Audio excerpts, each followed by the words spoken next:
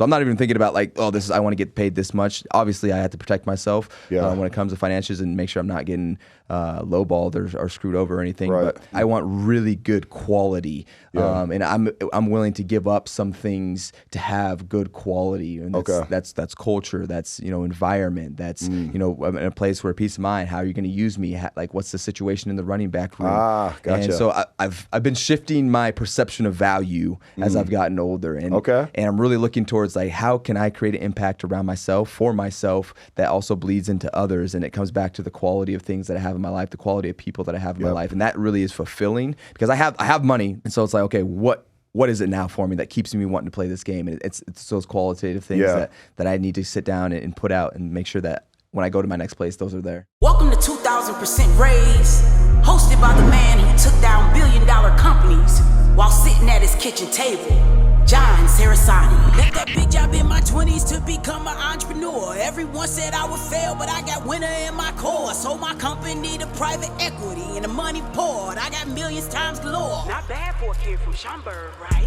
Really excited about today's episode. We have Austin Ekeler of the LA Chargers, star running back here today, who posts a lot on social media, does some really cool stuff with fantasy football, and really, I think, has taken his persona as an athlete that extra mile with how he's handling social media, really in particular, and a number of other things he does, including his foundation.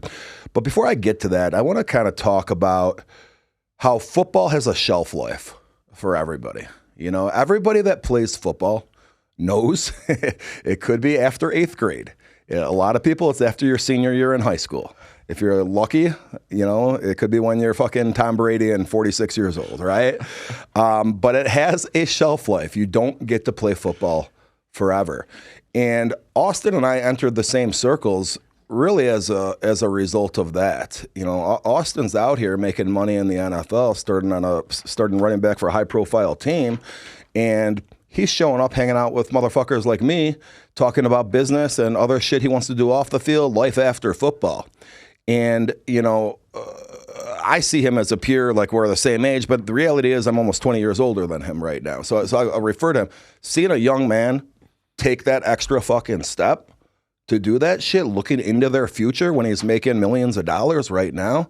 Not too many people have that head on their shoulders. So it's pretty damn impressive. And it kind of came full circle for me last year. And I'm sure you remember this, Austin, but him and I became friends through some other stuff. And I'm invited to this venture capital funds party at the Super Bowl. It's called RX3. Aaron Rodgers is one of the founders of it. And anyway, they have high-profile people at their damn events. Well, me and Austin had made friends, and I'm like, you know what? I'm going to see if Austin wants to go to this because he should be rubbing elbows with these same dudes as well. Not that he couldn't have won himself, but he wouldn't have known about it unless someone told him. So I'm like, okay, how could I bring value to this dude? Because he's going out of his way to be nice to me. All right, I bring value to him. Do you want to come to this event? He comes with his beautiful girlfriend at the time. And the thing is, the managing partner of that venture capital fund, who I'm also friends with, who's done favors for me, now thinks I'm cool that I brought Austin there. Austin thinks I'm cool because I'm put him in this damn room. Now all of a sudden, that's what networking is. Can you bring value to other fucking people and not just feed me, do this fucking favor for you? And that, to me, I had this little moment to myself because I really started doing this shit 4 years ago. I was selling insurance, guys. All right. Yeah, I sold my company and did all this other shit. But now I've put myself in these rooms where now I'm able to take a high profile person here with a high profile organization here, put them in the same room because of my personal connections. I'm bringing that value to the table too. And that's really how you grow, I think, as a human, especially professionally, but personally as well. We're shooting this on January 10th. All right. I'm gonna release it the Monday of the Super Bowl. All right. So why don't we just start right there? Austin Ekeler, who is in the Super Bowl this Sunday? Wow. You're going to lead up all that and then ask me a football question. Well, first off, thanks for having me on the show, brother. I appreciate you, man. I've been keeping up with you, and like you said, I've been staying in touch, man. So I appreciate you always reaching out. We're just, keeping in touch, too. That's something that's in there that's important, right? You should talk about bringing value, keeping that connection alive is definitely there as well. Well, you know what's really cool about you, man? You've become, you're easily accessible, but also we're in Las Vegas right now. You live here, and then you're in LA too. These are two cities that like it's easy to keep in touch with you, man. You see me scheming. You know? Hey, I'm in two central entertainment hubs where a lot of people are coming in and out of. Yeah. And so, like especially Las Vegas, but that's a different story. But who's going to be the Super Bowl? I don't know. I'm not in the Super Bowl, so I could care less. Good for those guys that are going to be. I'll be out there just enjoying the festivities before the game. But whatever happens, good for them. Yeah. I'm going to say 49ers and the Bills. That's what I'm going to say. Okay. Okay. Like I said, look. Yeah. I'm salty, 'cause I want to be in there, but I'll congratulate them because you got to give respect where respect's due. So. Yeah. Well, listen, man. Speaking of Super Bowls, when the Chargers first moved to LA, so your rookie year, you guys were still in San Diego, I think, right? Yep. We did my training camp there and then moved up. So my first season was still in LA, but my training camp was in San Diego. Okay. And if I'm not mistaken, that first year that the Chargers moved to LA, the LA Rams won the Super Bowl that year. Yeah. Okay. Do you feel like there was a little bit of a land grab for fans at that point in LA with the Chargers and the Rams both being new, and that might have hurt the Chargers quite a bit? Man, it was Rams' such a congested market. LA, you know how it is up there. Like there's so much going on. There's basketball, there's baseball, there's soccer, there's entertainment, there's the beach, there's yada, yada, yada, list goes on. And so we're the new kid on the block, right? So we haven't really established ourselves, made it any type of, long history, like the Lakers, some of those other teams that have been there, been in the culture, been in the community. And so both of us were the new kid on the block, and both of us, in our first earlier years, it's gotten better since, but would have so many away fans at her. Even the Rams, after they won the Super Bowl, still next year, ton of away fans.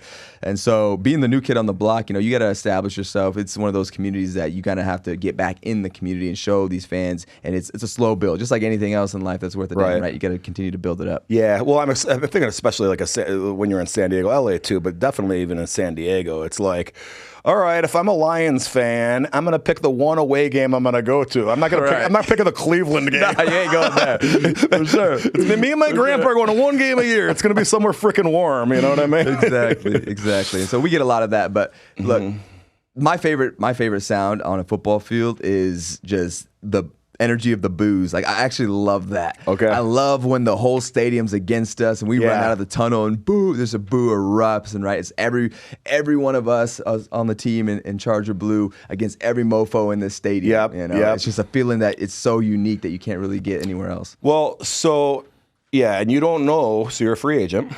Correct. Okay, and this will be your third contract? Looking for the third, Okay, so what year is this going to be coming up? This will be year 8. Year 8, okay. Yes. And on the show in the past, we've talked with other folks about that the importance of that second contract, how you don't really get paid on that first contract, correct? Well, yeah, and I was undrafted, so you definitely get paid in relativeness to some people that aren't in the NFL, but in the NFL, you're at the bottom of the barrel as far as salary. It's actually gone up, which is been great, but my base salary my first year was $430,000. I think the minimum right now is like $900 something. So and then what was your second contract?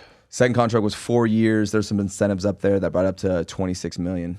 Okay, and when you got that, you were already the established starter at that point. So that established me as the starter when they signed me to that contract. They're like, all right, we're committed to him. They're like, all right, we're going to pay for this guy's services. Yeah, we should probably play him as our starter. Yeah, you got to think though, man, like. That has to be a little bit frustrating with, and I don't expect you to comment too much on this, especially I'm going to bring up one of your teammates. You had a first-round pick that I believe is the same class as you at wide receiver, Mike Williams, right? Yeah. And, you're out there contributing, and I don't know what his rookie contract was, but I guarantee it was more than $400,000 a year. Yeah. He's a first-round pick, and I actually thought about that the other day. I'm glad you brought that up because it's a concept I was thinking about. It's where you start matters. And where you start is going to have different consequences, different advantages, disadvantages along your journey. And Mike Williams went to Clemson, won a national championship, unbelievable talent.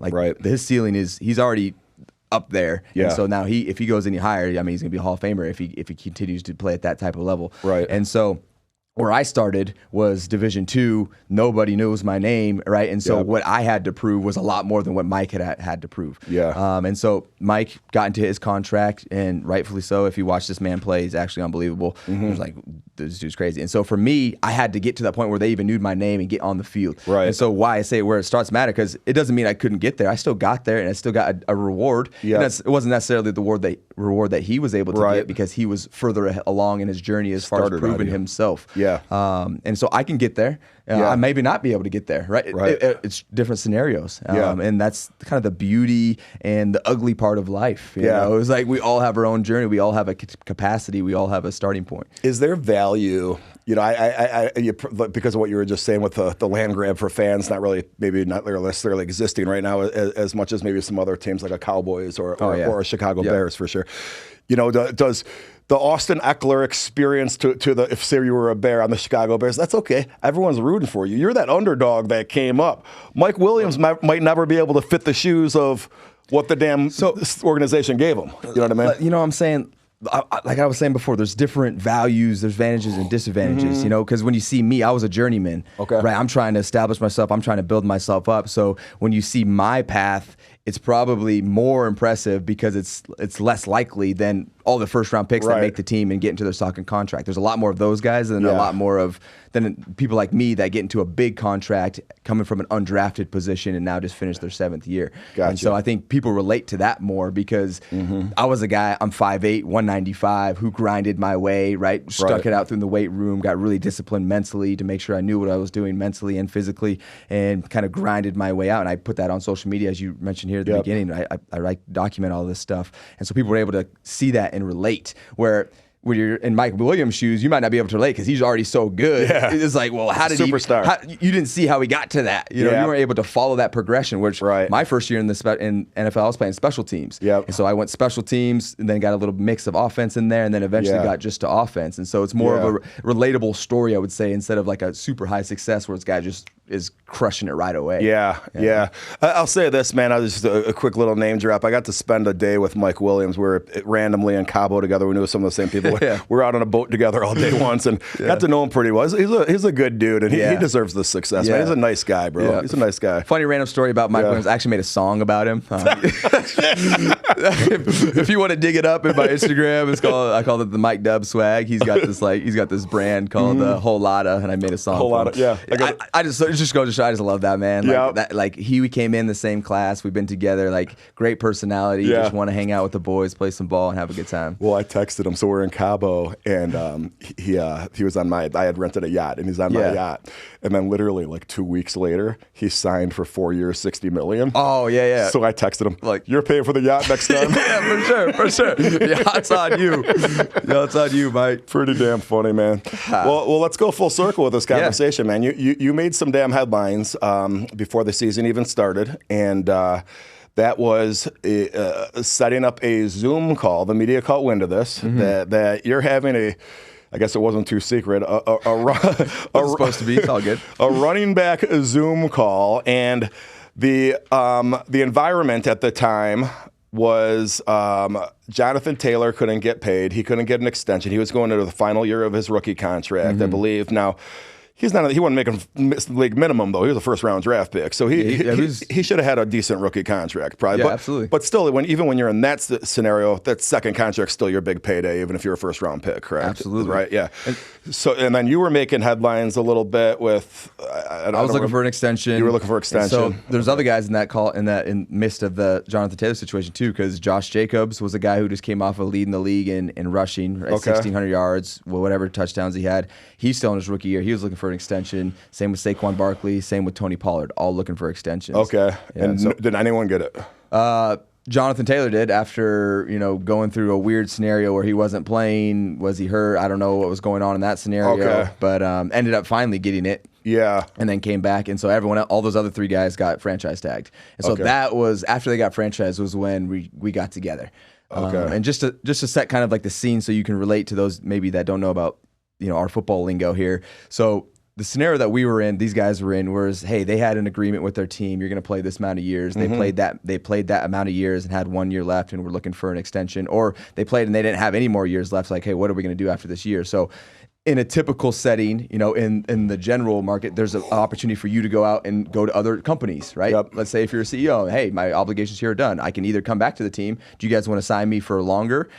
Or I can go out to other companies. Yep. So what happened to those guys was called the franchise tag, where you're going to get a locked-in salary, right? We couldn't agree on a price, but we don't want you to go anywhere else. Yep. So we're going to lock you in because we have something in our CBA, our collective bargain agreement, that says that we can lock you in at a certain price. You don't get to negotiate. It's already set price. And so that's what ticked me off, because it's like, man, you're really taking an opportunity away for these guys to get that longer contract, their second contract going, and you're not giving them a chance to negotiate, and you're putting them on a 1-year deal, which puts all the liability back on the player and none on the organization. Okay, so Taylor got the extension. The other three, who are the other three? Saquon Barkley, Josh Jacobs, and Tony Pollard. And they all got franchise tags. They're all so they're all going to be looking for a contract again this year. Okay, and you're a free agent too. And I'm a free agent. Yes. So now you got to compete with these guys at running back in the free agent market. I'm competing with them, and there's more of us too. I believe Derrick Henry's out there as well. Okay. I know there's the class that was right behind me that just finished their contract, or two years behind me. Like Joshua Kelly, my backup this year, he's a free agent, so his whole class is out there. So there's a lot of older guys on the market right now, and then also this younger guys, and then the rookies as well. So you look back to like quarterbacks that would step in that they thought were not going to be great. Like I think of like Matt Castle stepping in for Brady at one point, and there's a demand for that. Okay, now I see a quarterback that could play. That guy has the ability to be a starting quarterback on the team. It feels like, and this is just recently, that running backs aren't getting that kind of respect really at all anymore. And I just kind of wonder, is it because they feel like there's just parity? The Saquon Barkleys and the Jonathan Taylors of the world take the whoever would be the 32nd starter. There's not that much of a difference, and they're all kind of fit that mold. Is that the feeling?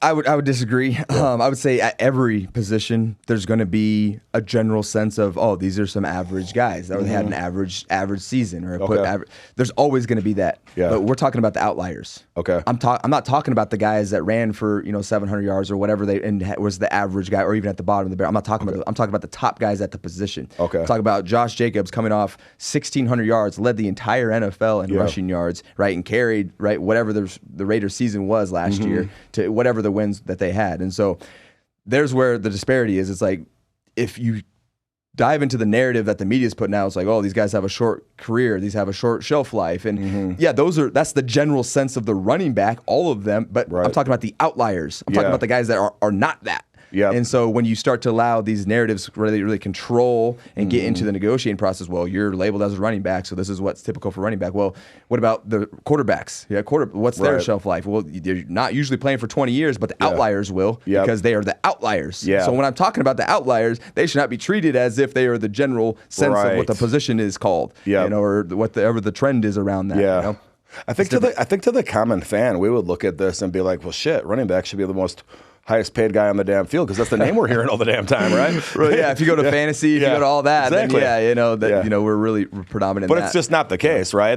Besides, quarterback obviously, but then even like I would think left tackles probably make more than you guys, right? Yeah, absolutely. Yeah. And then on the defensive side of the ball, a bunch of guys too, probably, right? Yeah. You have the pass rush. Yeah. I haven't even looked at like the scale of like where the running backs sit as far as like the averages, but it's really not the number. Like I'm not concerned like, we should all be making $20 million. It's the principle. Yep. It's the principle that we should all have an opportunity to go out to the free market and get our contract and not be pegged at something that we can't negotiate that locks us into a 1-year deal. And then do you feel like that part of the collective bargaining agreement with the franchise tag historically, because that's been around forever, right? So, yes. So historically, have the running backs always gotten the brunt of it, or is it just this? No, this is just a moment where it happened to us. It's happened to the tight ends. It's happened to the safeties. Okay. I think just the franchise tag in general is a terrible position for us as players, because of the things that I've said, where it puts us in a 1-year deal. Now you have all the liability on you. So if you go out there, you can run for 3,000 yards if you're running back, which would be obviously astronomical. They can come back and franchise tag you again. Yeah. Oh.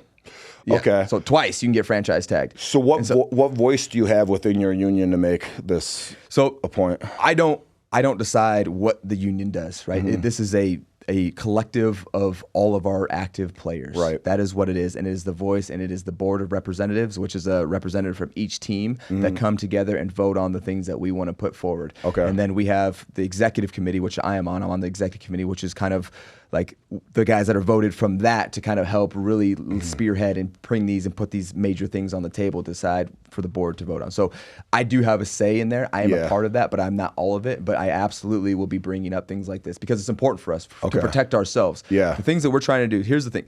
The NFL and the NFLPA have the interest of moving the game forward as efficiently as we can. However, that looks different. Like our perspective of that is different from their perspective. Got it. Theirs is in a monetary sense. Ours is in a longevity, and they're still monetary, but safety and longevity in our sense as well. How can we stay the safest so we can play longer and so we can get to our contracts even quicker? Okay. And so for us, we'll come together. We do every single year, and we put things on the table. Yep. And that's definitely one that I think is worth fighting for, if you're asking my opinion. Yeah, I got to tell you, man, and people don't really understand this. Go watch The Irishman with Robert De Niro. It's about Jimmy Hoffa. Okay. The collective bargaining agreement in the NFL and the players' union, it's the same as any other union. There's a negotiation. They make a clear, it's at the table. Yeah. So I got to think the owners have been pushing, obviously. They want that franchise tag, and the other side of the table got something, maybe directly or indirectly, in exchange for that existing. Yeah, and it's like any negotiation, how it goes. You know? And in our sense, where you have the ownership that wants more control because they want to be able to pull the strings and make sure that, hey, that's why the franchise tag exists. Hey, we have a first-round pick. I don't want to pay him a huge contract, but I'll pay him for 1 year at this number. Like, oh, that's a great idea. And then for us, that's terrible. Yeah. We want to get into our next contract, get a bunch of guarantees, and have more longevity and more things that are secure in our future. Okay. And so when it goes back to negotiation, just like anything, you're going to have to give and take. This is the thing that you don't see as a fan. Yeah. It's not like common, like the pushback between the union and between the NFL, which is good. Yeah. Like, we don't want our business out there. Like, we want to handle it ourselves. If we have to go to the media to stir, that's a play that you have to take sometimes. If you need to push something. But for the most part, we want to handle our business behind closed doors and keep the NFL moving, because we all win if we keep the NFL going. We don't want to have shutouts. We don't want to have any of this controversy, and now we're fighting with them and butting heads because now the media is asking us about it during season. We're trying to just play ball. So you being a free agent right now, today's January 10th. I got to think that you're sitting here in limbo until probably after the draft, right? Ooh, limbo as far as just not knowing where you're going to play. My mentality of football, yes. No, I'm sorry, let me rephrase that. I meant as far as knowing where the heck you're going to play next year. Oh, yeah. Because they're not going to sign anyone until they know where they're after the draft usually, right? Or no? No. So free agency opens up in March. I think the draft's in April. And so there is a frenzy of free agency that happens before the draft. Okay. And then it usually dies down. Draft happens, then it sparks back up to kind of fill in the last gaps there. Okay. So that's kind of like the progression. Gotcha. And then, all right, so you just wait for your phone to ring or what? Well, so for me, it's like, okay, I got to get with my team. What do we want? Austin, you're going into year 8. You're getting to the back half. I'm on the back 9. That's what my. And there you go. You got a 29-year-old that's old, guys. Right? You're 29, I'm 28. Let's wait for a second. Yeah, you're still an old man for a running back, right? It's crazy because it's a funny story. When I was a rookie, I had Melvin Gordon in our room, and he was like 26, 27, and I was 21. And I'm like, dang, this guy's old. Like this guy. Now I'm 28, exactly. And then people are saying the same thing about me, and I'm like, nah, I ain't that old. So just different perspective. Because I'm like, this is not gonna be a first year. This guy's played 6 years. Right. Like, that's so big of a difference when you're trying to just get 1 year at a time. Yep. I'm a grandpa in running back, terms, I guess, if you would say that. One of the older wise men. Yeah. But for me, it's like, hey, which actually we got some guys I'm proud of. Raheem Mostert made the Pro Bowl this year, 31, led the league in touchdowns, and then Derrick Henry's also 31 out there doing his thing as well. So I'm like, hey, we still got shoot. Those guys are setting the bar, man. Yeah. Right? There's still some. So ideally, you would look at for what, like a 4-year contract?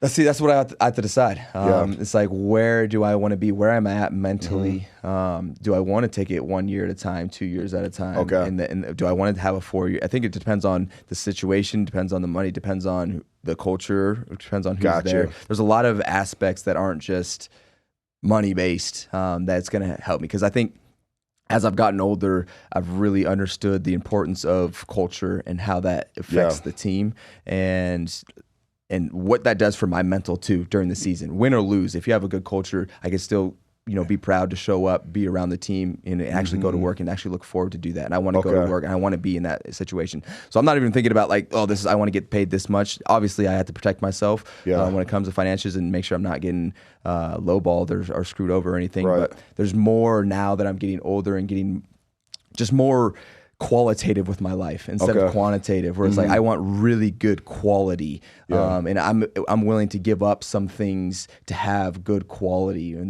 that's culture, that's environment, that's in a place where peace of mind. How are you going to use me? Like what's the situation in the running back room? Gotcha. And so I've been shifting my perception of value as I've gotten older, and I'm really looking towards like how can I create an impact around myself, for myself, that also bleeds into others, and it comes back to the quality of things that I have in my life, the quality of people that I have in my life, and that really is fulfilling because I have money. I'm not going to run out of money. I'm responsible with my money unless something catastrophic happens, obviously. And so it's like, okay, what is it now for me that keeps me wanting to play this game? And it's those qualitative things that I need to sit down and put out and make sure that when I go to my next place, those are there. Right.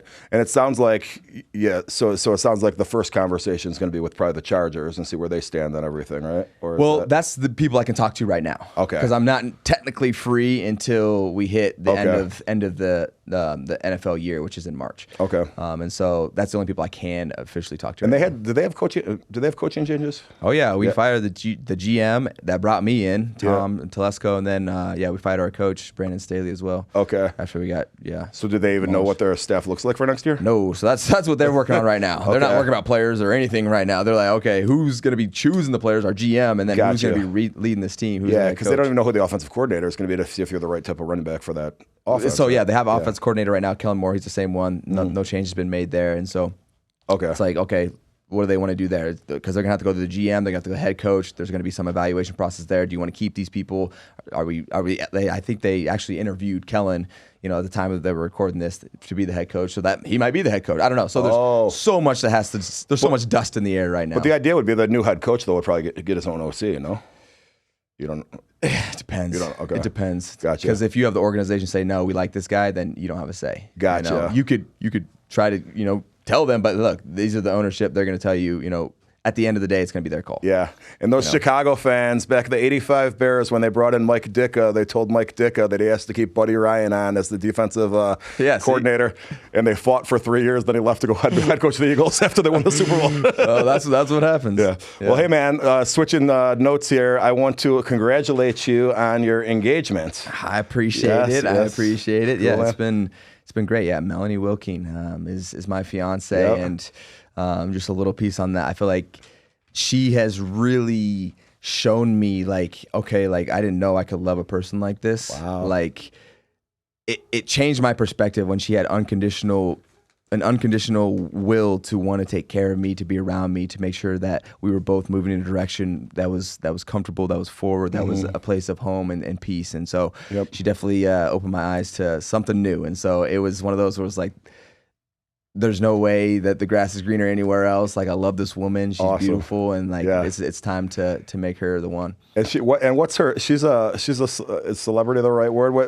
Her and her sister do these dance. What's her background? She's made a name for herself because of her dancing skills. Yeah. As we know, you have some dancing skills as well. We gotta get that going for sure. Let me say one thing. Me and Melanie follow each other on Instagram, and she's the only person of what she kind of posts that I follow, and it's always hilarious because I'll be scrolling through and I go, "Who's this girl dancing on there?" And then I'll watch it and I go, "Oh shit, that's Austin's girlfriend." I gotta keep scrolling. I'm just kidding. But what's hilarious is then I'll usually comment like, "Good shit, Melanie," or whatever she comments on mine. Yeah. But it screws me up because now the algorithm starts showing me a bunch of young girls dancing all the time. I'm like, Jesus Christ. It's back to the old TikTok, Exactly, what that was, dude. It's like it knows me better than I know myself. I'm just kidding. Be careful. No, but Melanie is hilarious though, dude. When she brings her dad out to dance with her, she's freaking funny, dude. Oh yeah. So her family has grown up in the dancing space. She's from Michigan, and she's been dancing since she was 2 years old. Ballet, jazz, tap, everything, you name it, hip hop, everything. And so she's grown up doing that and made a career for herself. She and her sister moved out to LA to be in the scene of dancing, music videos, all that stuff. And then they found out, well, that stuff pays okay to get by, but all of a sudden now this TikTok stuff's people are going to pay $10K for one post on a brand deal. Yeah. And they're like, wait a minute, like we should we should do that instead. Yeah. And so she's got into the space of all the brand deals. That's how she makes a living now. And so she's into the beauty, into the dance, and it is incredibly talented when you see her dance. And she's just, it's so like, if you've been doing something since you're 2 years old, she's 24 now. Like it's like the back of her hand. She moves flow, and so it's so seamless and easy for her. And she's like almost like low key too. If you just like scroll and just see her initially, it's like very like non-threatening or whatever, and then all of a sudden the music comes on. It's like holy shit. Yeah, exactly. Yeah, she goes into that persona of like, it's almost like playing football where you like turn on the trigger like, okay, I gotta go run through. Exactly. It's like her dancing persona kicks in and she's on it. She's hitting it. Yeah. So that's awesome. Shout out to Mel. And you're from Las Vegas, or you live here from now? from Colorado. Okay. Moved to LA for 6 years. Decided I wanted to save, my 13% from California. Oh, nice. On my state income tax. Okay. And moved out to Nevada. Okay. And you and Melanie, you're gonna think you're ultimately gonna end up in Vegas together? Probably for a while. Yeah. Okay. Yeah. Yeah, dude, I got to tell you what, man. I bought my second home in Los Angeles a few years ago, and it's great out there, and I love it out there. People love visiting. They did it really more for networking than anything else, and it served its purpose, dude. I mean, in some circles, I never would have put myself in had I just stayed in Chicago. Yeah. I mean, dude, fucking down in Orange County, this motherfucker's got so much fucking money. All up the coast. Dude, it's like, okay, what do you do? Oh, my family, I'm the 12th generation. We own Kettle One. It's like, what the fuck, dude? Well, I know a guy who owns a bar. Right. The minimum price for a house along the coast is like $5 million. It's nuts, bro.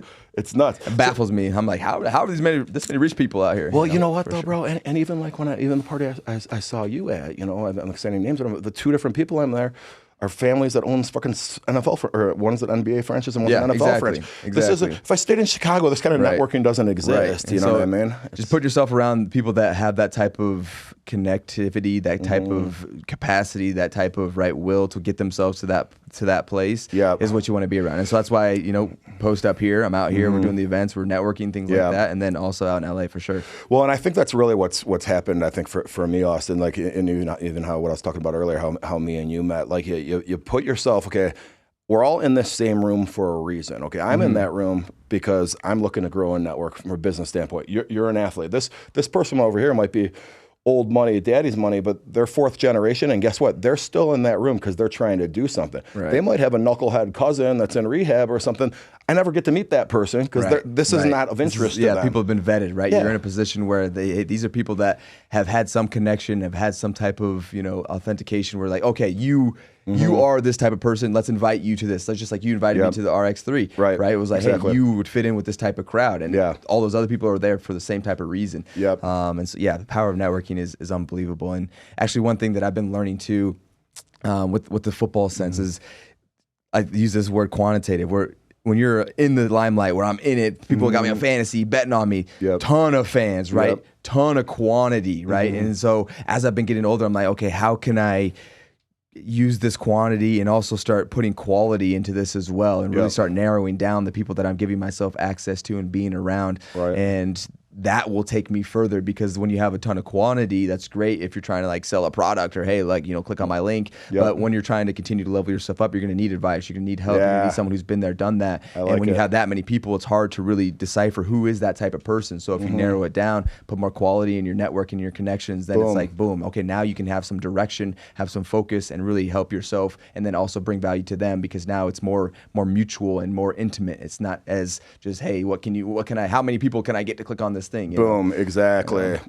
Well, I made a prediction earlier about the Bills and the 49ers. Not much thought was put into that. I said 49ers, and I just couldn't think of an AFC team, so I said the fucking Bills. I'm like, Bills! I'll make another prediction. Today is January 10th. When this airs, it's Super Bowl week, all right? Austin Ekeler will have signed 5-year, $140 million. Okay, this guy. Okay. Hey, you never know. I'm not gonna say I don't want that to happen, but that'll get it. That's his number. I'm just kidding. Listen, man, we end every show. Well, actually, do you want to talk really briefly? I don't know if you want to really get into it, but part of the reason we also met is you're an entrepreneur. You developed an app. Yeah. Very clever name, Aspirations. Yeah. And you want to tell us a little bit about that? Yeah, real quick. I'll kind of set the tone for you. So as I got into the NFL, loved it, was really appreciative because I came from a small town, wanted a way to connect with my fans. And so I started streaming. and streaming was great. Was able to connect. People were really starting to like tap in and tune in. Hey, Austin, ask me questions. Started to develop skills, and then brand deals started to come because streaming started to become more predominant in this technological age. And so I'm making tons of money from just streaming and jumping on Fortnite. And then Bud Light's got a charity event, and I got this, and literally Bud Light gave away $1 million for a Fortnite charity event. And I'm getting invited. I'm like, yes, get me in there. Yes. So because I streamed, I got that opportunity. So I was like, let me start this company, bring in other athletes to help them stream too. Realize not every athlete's a streamer. Right. It wasn't sustainable. Mike Williams is. Mike Williams does stream. Shout out Mike Dub. He was actually in GGG. He was in my group, my little company. And so I realized there just wasn't as many people as I would wanted to impact in the streaming world. And not everyone's a streamer. And so I was like, how can I create a platform that allows people to engage with their fans in the way that they want to engage? Right. And so things like, if you want to get a jersey signed by me, how would you do it? Well, you can get lucky and see me randomly. You can beg at a game, or you can go on experience, and then you can go to my sign my stuff category, buy my jersey, send it into me, and it'll go through my fulfillment, show up on my door, and it'll go back to your door. So you get things signed. You can game with me. You can get personalized video. You can buy some of my custom items that are on there. We have 6 different offerings right now, and where experience really started to catch wind was I had the University UFC reach out. They're a collective. Like, hey, could we subscribe to my football team on this? And I'm like, no, but I'm going to do everything in my power to make it so that you absolutely can, because we want to work with people like yourself. USC. Oh, really? Nice. So as we've done that, we've really been jumping into the college space, because right now the college space is all over the place with this NIL and people trying to get, and there's no structure. Dude. So there's people trying to create structure. And so what Experience is doing is creating a platform where collectives or the university, whoever's dealing with the NIL, is going to be able to have structure within their NIL space. You're going to be able to have people that can actually go and actually not necessarily donate, but can subscribe and get services and actually put money into the team. And then also what's intriguing is, let's say you have a bunch of alumni that want to support a non-revenue sport, and you have a non-revenue sport. Now you can have a way to get means to actually get money to these types of people. And it's not all through brand deals. And so I've been looking and talking to other universities, and now we have a whole lineup of people that are ready to start trying at Alpha and ready to get this thing going. So that's Experience right now, and we're in early stages, but we have a kick-ass team, and I'm excited for what's to come for us. And I think I seen you advertise a few other players on there too now. The Northwestern tailback. I did, yes, Josh and Jackson. But before we made the pivot. So that was like Experience 1.0. Now we're 2.0. Now we're much more corporate. Now I've actually brought in some executive type people to help run this, because where we're trying to go, it's not a hobby anymore. Like before it was like a hobby, like let's do this, let's hang out, around, and now it got real. And it got real because it's like now, hey, we're talking 6-figure contracts with these universities. And so we need to make sure that our ducks in a row. So when we presented them, they're like, "Oh yeah, this is a kick-ass team. These guys are tight. They're with all the compliances. They checked all their boxes, and we can use them." Well, and the irony here of you talking about something to kind of complement NIL. Austin mentioned earlier that he went to a Division II college, right? Yeah. If NIL existed when he was in college, and I know I'm speaking for you here, my guess is he plays his 4th or 5th year at frickin' Clemson or Notre Dame, not the school you graduated from, because of NIL. The little schools have no chance anymore to keep guys like you around, bro. Zero chance. And so even like that, like my school, Western Colorado University, like I'm an alumni there. I would gladly donate to my football school, right, and give back and give these guys, right. What does it give me? It gives me access to them. They can ask me questions anytime they want to. It opens up that chain, so we can keep that bond and we can keep that tie with that school going. So that's what we're building with Experience. Awesome. All right, man. We end every episode like this. Austin Ekeler, what movie do you recommend to the 2,000% raised audience? You asked me the worst question, because I don't watch movies. Can I recommend a book? Sure. Sorry. If it's mine. By the way. Well, that book. Have you ever read the book 10X is Easier Than 2X? No. I forgot who it's by, but I would recommend that book. It has opened my eyes to really being efficient with my energy and trying to find fulfillment in more qualitative things. I spoke about that today, and so you see it coming out of me in different portions of my life. But that's something that I would recommend. Awesome, man. And I got to tell you, Austin, I hope everything works out for you in this free agency. You've already kind of outkicked the coverage for what was expected out of your career. So you're already at a great spot. And as you said, you're not going to run out of money. So now it's just gravy on top of it. And congrats on your engagement, man. I appreciate you, brother. Thank you. Thanks for having me on, man. Let's go. That concludes another episode of 2000% Raised with your host, John Cerasani. Make sure you're following on all social media platforms. Child.